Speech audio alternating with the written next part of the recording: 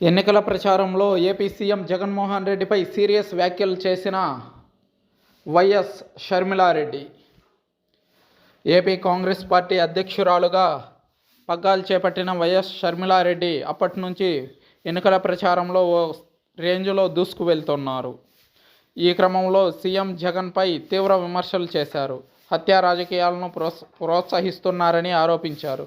అలాంటి వారు అధికారంలో ఉంటే రాష్ట్ర భవిష్యత్తు ప్రమాదంలో పడుతుందని అన్నారు. సొంత బాబాయిని హత్య చేసిన జగన్ తన పక్కనే పెట్టుకున్నారని, పిలిచి ఎంపీ టికెట్లు ఇస్తున్నారని విమర్శించారు.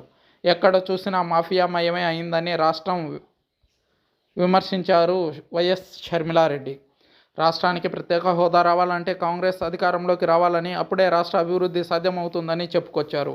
వైకాపా హయాంలో నిత్యావసరాల వస్తువుల ధరలు అమాంతం పెరిగిపోయాయి. చక్కెర నుంచి పెట్రోల్ వరకు సామాన్య ప్రజలపై మోయలేని భారం పడుతుంది. జగన్ బటన్ నొక్కి ఇచ్చేది 10 రూపాయలైతే తిరిగి 100 రూపాయలు ముక్కుపిండి వసూలు చేస్తున్నారన్నారు వైఎస్ షర్మిలారెడ్డి. కాంగ్రెస్ అధికారంలోకి వచ్చిన వెంటనే రైతులకు 2 లక్షల వరకు రుణమాఫీ చేస్తాం. పేద కుటుంబానికి ఏడాదికి 1,00,000 రూపాయలు ఆర్థిక సాయం చేస్తాం. 5 లక్షల రూపాయలతో ఇల్లు కట్టిస్తాం. వృద్ధుల పెన్షన్ 4,000కు పెంచుతాం. వికలాంగుల పెన్షన్ 6,000కు పెంచుతాం. యువతకు ఉపాధి అవకాశాలు రావాలన్నా, రాష్ట్ర రాజధాని నిర్మించాలన్నా కాంగ్రెస్ పార్టీని గెలిపించాల్సిన అవసరం ఉంది. ఆంధ్రప్రదేశ్ మళ్ళీ బాగుపడాలంటే కాంగ్రెస్ అధికారంలోకి రావాలని షర్మిల సంచలన స్పీచ్ ఇచ్చారు.